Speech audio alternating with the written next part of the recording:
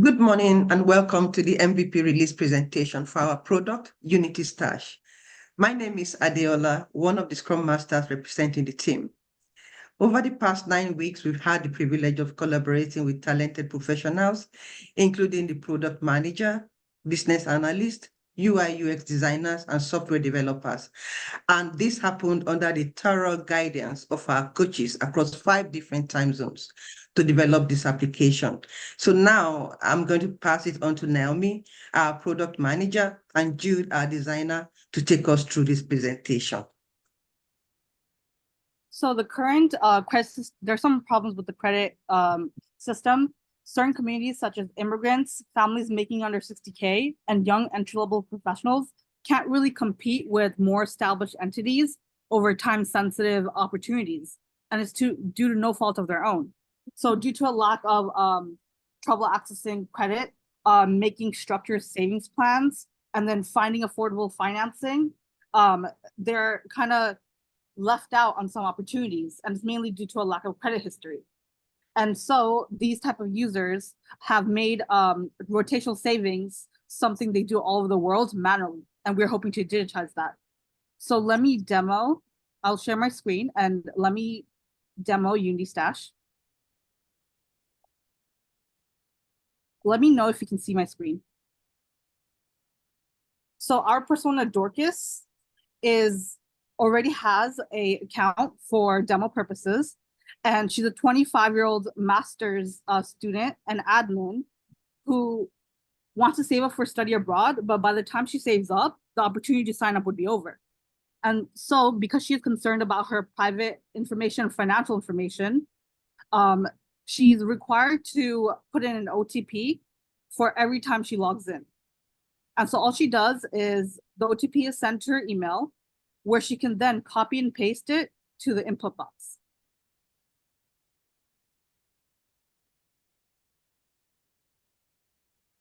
So once she copies and pastes it,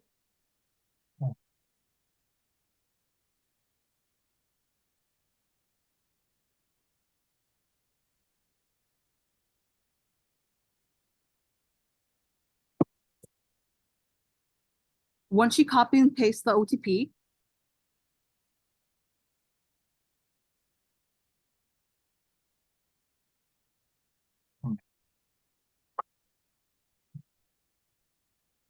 sorry.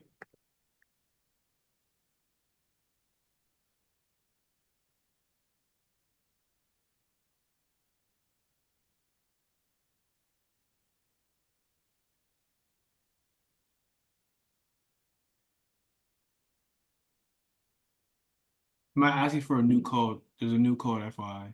Yeah.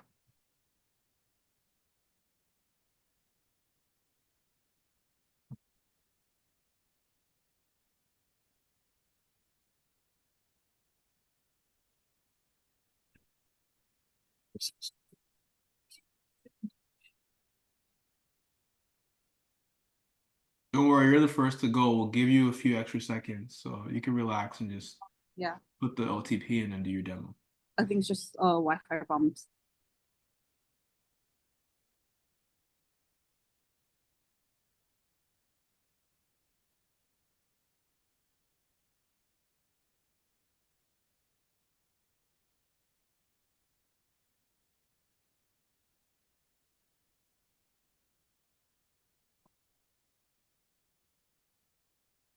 Okay, so once she puts in the OTP, she'll be taken onto the, this is wrong.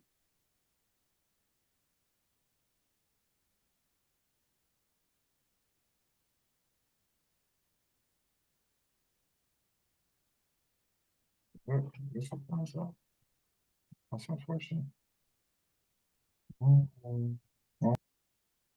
Okay, this is the correct OTP.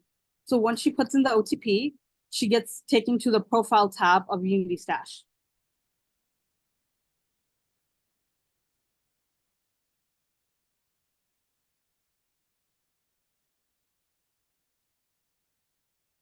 Within the profile section,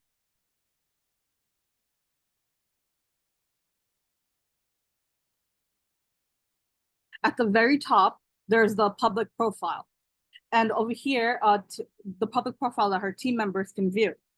In the public profile, team members can corroborate her image, her contact info, and her soft location pulled by an API to safeguard themselves against phishing.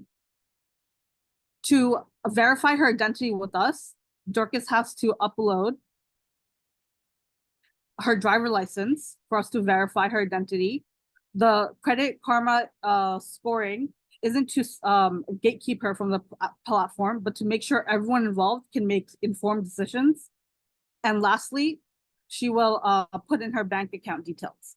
Once the profile section is done to ensure security and transparency within each of the users and the platform itself, she'll move on to the Teams tab.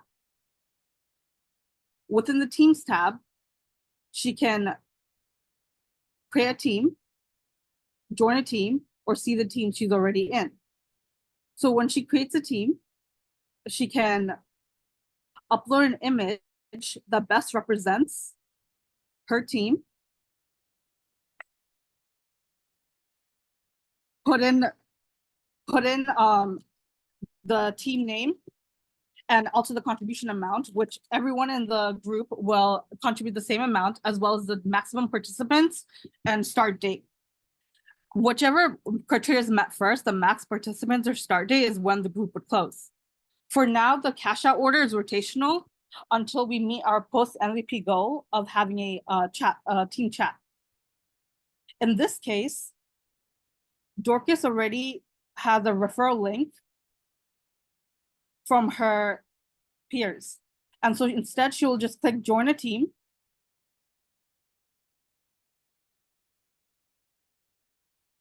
And put in the referral code.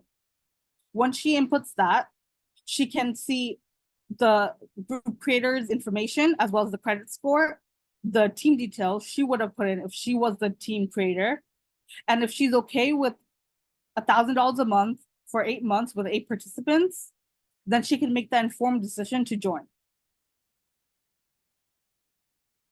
Once she joins, in order to increase the number of people in the group, she can invite others. And in this, for demo purposes, if she was the team creator as well, she'll have an extra invitation pane. In the invitation pane, she can see everyone else that wants to join that group. And for accountability's sake, you can see who referred that person. That way, if one person goes MIA during the process, you can always find who referred them or who referred the referrer and eventually find them. The team creator would be able to accept or reject these users. For Dorcas, she wants to know how much is owed, which is the same each month, when it's due, and how she pay. Seamlessly with Stripe, she will put in her information and she'll know it has gone through if she sees a pop-up on top that says payment successful. Since this is a group effort, in order to get that $12,000 a month, she needs to make sure her team members are doing their part. Underneath the team members panel, she can see who has completed and who is still pending for that month. Dorcas can also find out when she wants to, when she can withdraw by seeing if her withdraw button is purple. Both of the teams pane and the withdrawal pane add structure and transparency to this entire process, which is lost during the manual savings process. If she ever wants real-time notifications as this is happening, she can always go to the notifications pane. And a month ahead, when she's doing a financial audit of herself, she can make her way to the transactions history at any time. If she has questions, she can go to the support tab where she can view the common questions and answers and reach out to us if need be.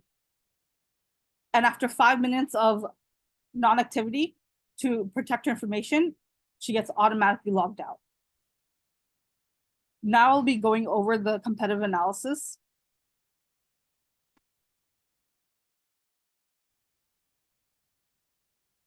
For the competitive analysis, UnityStash is different. because we do not have any subscription fee, and we're targeting the Canadian and American market. And furthermore, unlike a traditional Rosca, we have transparency and accountability just built right in. And with other options that are not rotation savings, like buy now, pay later, we are less risky. I pass on to Jude. Now we'll go over the revenue. So this revenue is based on 200 groups of 12 users, each inputting 1,000 a month. This projection is from the same amount of users waitlisted on the Bloom app right now, which is our competitor. So we break even within the first month. Within the third month, we make 3 million, and then within the fifth year, we make 13 million.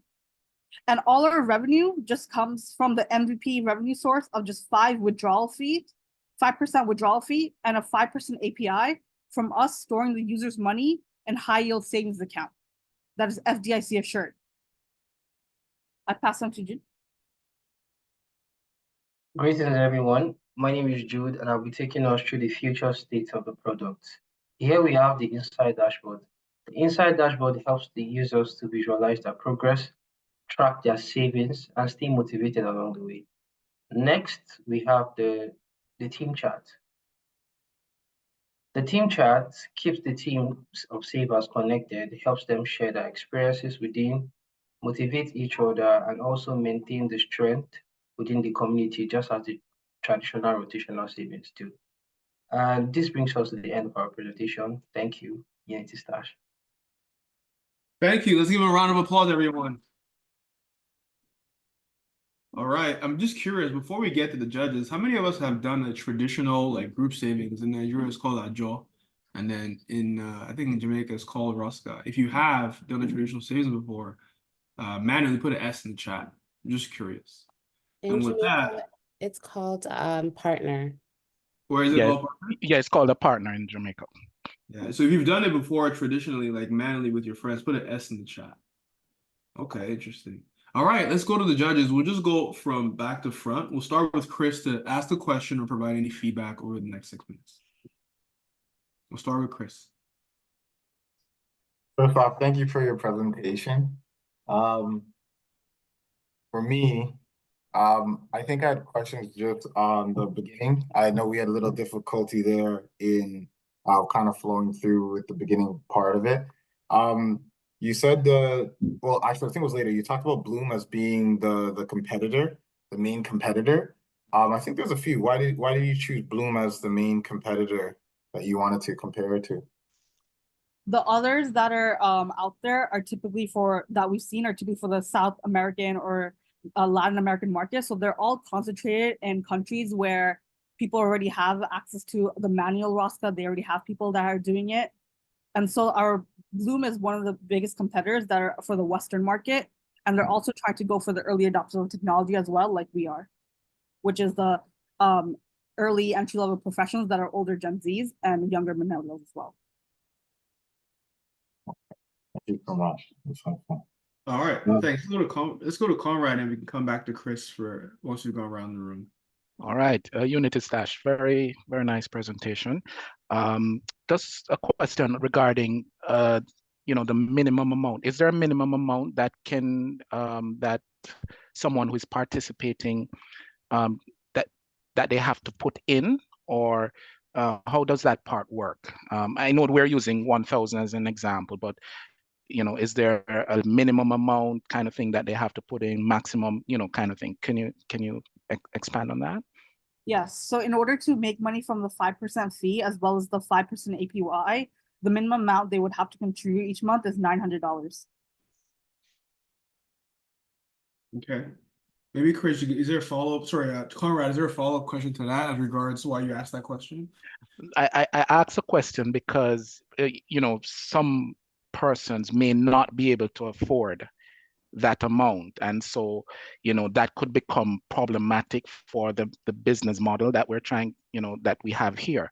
So that's something that I was trying to understand, and how would we be able to deal with that particular scenario, because then some people may not be able to afford it. So in terms of the market that you're trying to go after, you may not get that market penetration because people may not be able to afford the money that they need to put in. So that was the follow-up. Thank you for that feedback. I'm sure the team, I recommend you go review the number. Let's go to Deanna for her questions, thoughts, or feedback. Thoughts were on the last one on the revenue projection. What did you use to base that revenue projection at 628 ROI? How would you penetrate your market? That's what I start thinking about, right? Where's the market? Where are you going to penetrate? It was a great presentation, but I get back to ROI where most companies, when they do a business model, you want to know how you're going to get to that. So I thought it was great, but that left me a little bit going, okay, how would you do that? So the go-to-market strategy. So for pre-launch, we just want to build awareness. And so we'd go to resource groups, specifically for immigrants that have already been doing this manually. And then we'd go to early adopters, right? Gen Z is early Gen Z, younger millennial. They're one of the biggest groups that are very interested in finance now compared to other groups. And so we'd get them to join the wait list. And then during our launch, we want to drive organic adoption through the in-app referrals. And then outside from that, we want to do SEO targeted marketing to target those keywords. There's like over 200 words that from different countries in different languages that kind of specify what this is. And so we want to market those words as well. And then post-launch, we just want to legitimize, right, ourselves as like a way to save fast for a big purchase. And so what we do is we by then we hope to have 1,000 successful cycles, and we want to build a community by showcasing those 1,000 successful cycles through short form video content and blogs. And then we want to also go to pools of audiences that are already interested in finance by working with financial influencers. This is 6 months post launch. Look, I'll do a little deeper with what Conrad said. You just said a keyword referrals. Are you going to be paying for referrals, or just going to be word of mouth? Especially being brand new, you're launching something brand new. So what are you depending on in that projection? So in that projection, what we're depending on is the people who are waitlisted would create those groups and then start adding people to create. So in the app, you can refer others, and whoever joins can refer others. So it's like a chain of people referring others, and all times you know who referred who. So from those organic, the system in which you just refer people to join the group and increase the group number is what we're hoping the organic referrals are from. Okay, so there's no money tied to the referrals. No. Okay. All right, that's it for me. All right, let's go to Muyiwa, and then we'll go run back to Chris for final comments. Muyiwa, did you have any questions, thoughts, or comments?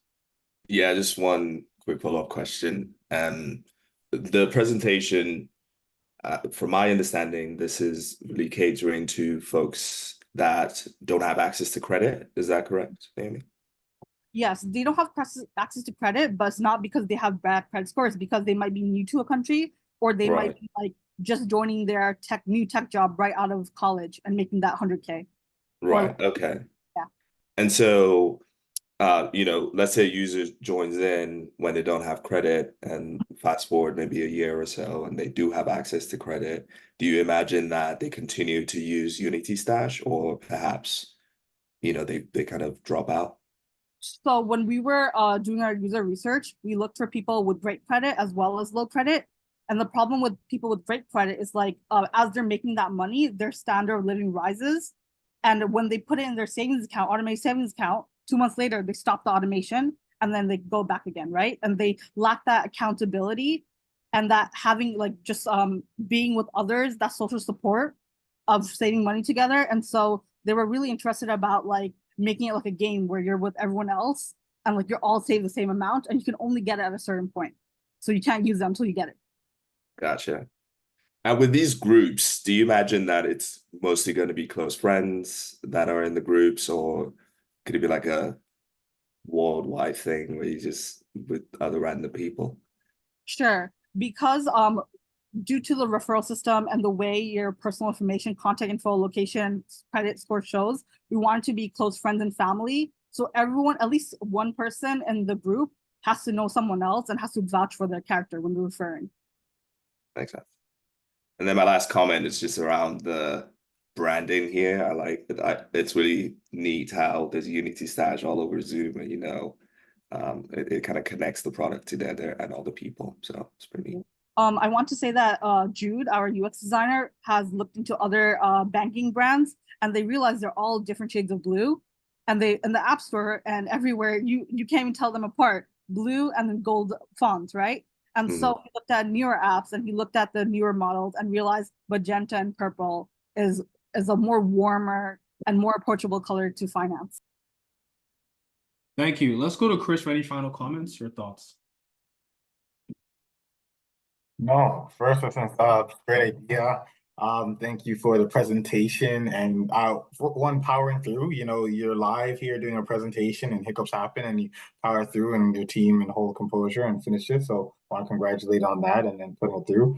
The last comment I have in terms of, you know, this platform, you know, seems really heavily based on the referral opportunity to kind of expand your reach with those with the people coming in, and you have a $900 kind of buy-in fee. I think the one thing I would think about this was being so preference on referral and it's catered to new immigrants, people just getting started up, the viability of them being able to kind of have enough referrals to get it going. I think an incentive kind of opportunity to play into it is something you want to think about to try to help that pick up on the start. I could foresee it being, even though it's a great idea, marketing, it could be a little slow pickup, maybe than you've projected, since that it has a lot to do on the individual putting the time for the referral, figuring it out, while you're also catering people that are figuring out a lot of different things, maybe isolated friends. So I think that might be something to think about. Like if you're putting that whole expectation on the user to drive that that outreach and growth, how the target audience, the same people that you're addressing, are they going to be able to do that, or it might take longer for that to do it? So any incentives or anything in kind that supports them with maybe partnering with something else that helps them do that might be something you want to think about to draw that uptake. But thank you. Thank you. All right.